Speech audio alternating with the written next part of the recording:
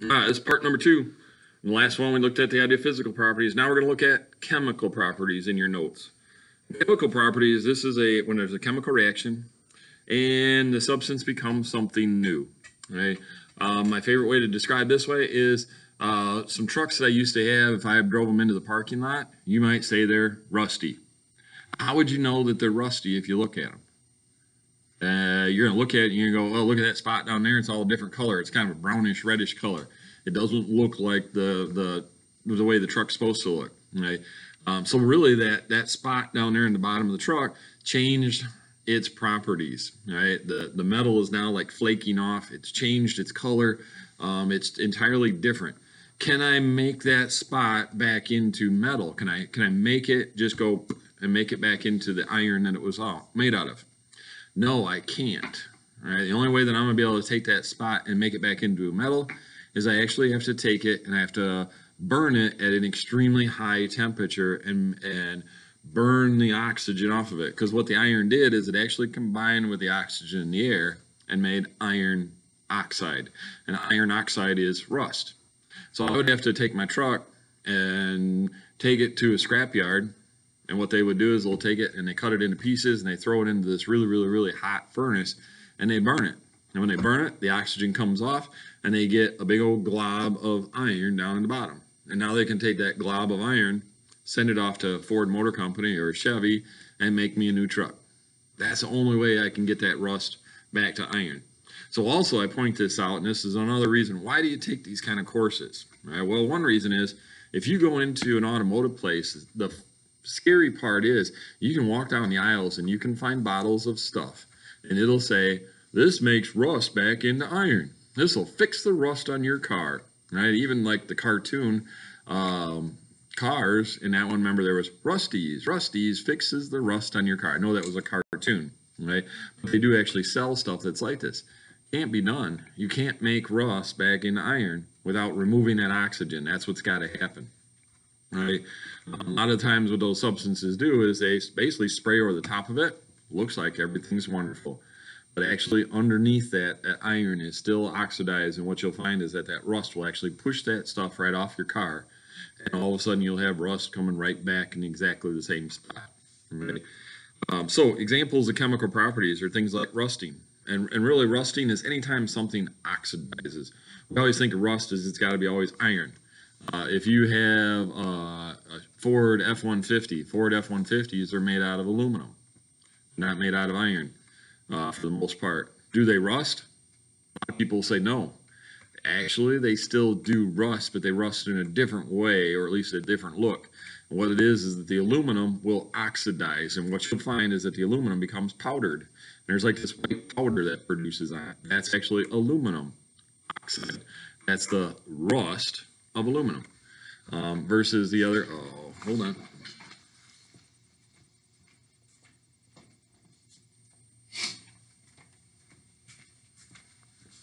So everything, a lot of substances out there do rust. If I had my gold ring and if I didn't wear it, which I haven't been, it's actually starting to tarnish. It's starting to turn kind of dark. And what is that darkness? That's actually oxygen bonding with the gold that's in my ring. And that's actually gold rust. Right? It's gold it's oxidized gold. And again, it's just a chemical reaction. It's changing my ring, my old wedding band. So because now I have this new one that's a titanium ring instead. All right, burning things. If I burn a piece of paper, right, it changes it into something new. Can I get the piece of paper back after I burn it? No, it's gone. What if I have a bonfire and I burn a piece of wood? It's gone. Right, I can't get it back. If I decompose something, right, if I take you see that dead raccoon by the side of the road and he's decomposing and he's like all falling apart, can I get that raccoon all back together? Nope, I can't. Right, after he starts to decompose, it's all we're changing the chemicals and how they're put together inside of him. Right, fermenting, rotting, corrosion, all of those things, we're changing substances into something new and different by combining chemicals in different ways or tearing them apart so they aren't together anymore. And it's really hard to get those things back together. So number 3, changes a substance into something new with a different set of physical properties. Think back to the idea of the rusty on a car. When you go out and buy your first car, one of the things you're going to look at again, you're going to look at it and go, man, this is a nice car, except for that spot of rust down there in the bottom. How did you know it looked rusty? Because you looked at it and you noticed that it had different physical properties. It's a different color, the metal's flaky, right? You've changed the properties of the original iron that it was made out of, right? That's how we know that it rusted. We know it went through a chemical change and became something new.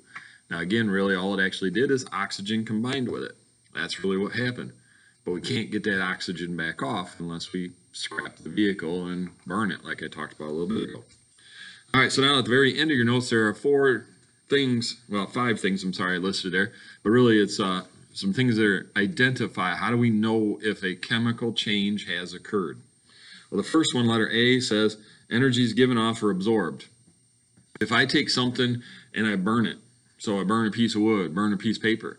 Do I feel energy coming from it? Yeah, it's going to feel hot. That's energy. That actually indicates that there was a chemical change that occurred.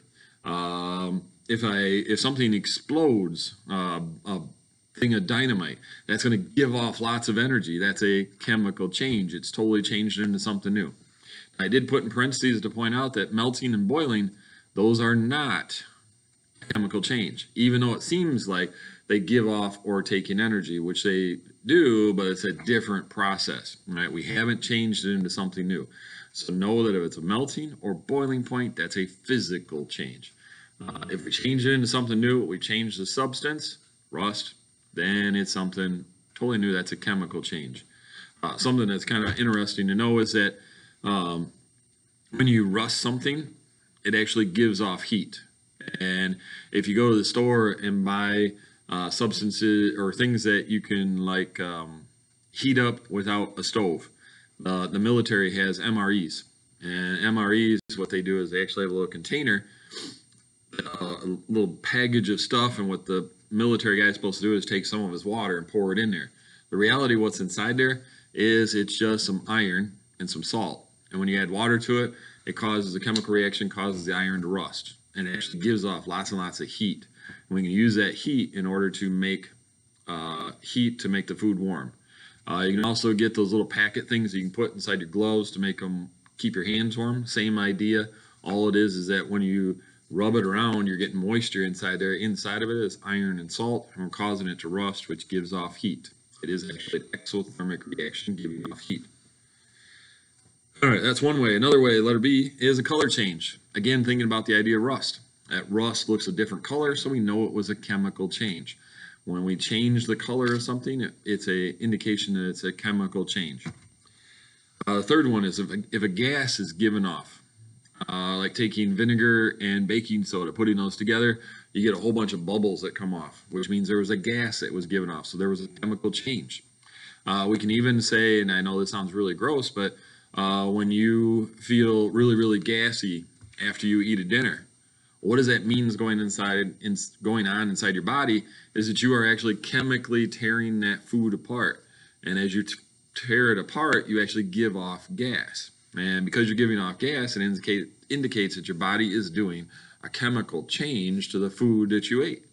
So really, actually, if you become gassy to a point, it actually means that you are processing the food correctly inside your body. Right? If you're not gassy, then you may not necessarily be getting all of the energy you can out of the food that you eat. So it's not really a bad thing to have gas, other than most people don't like it around you.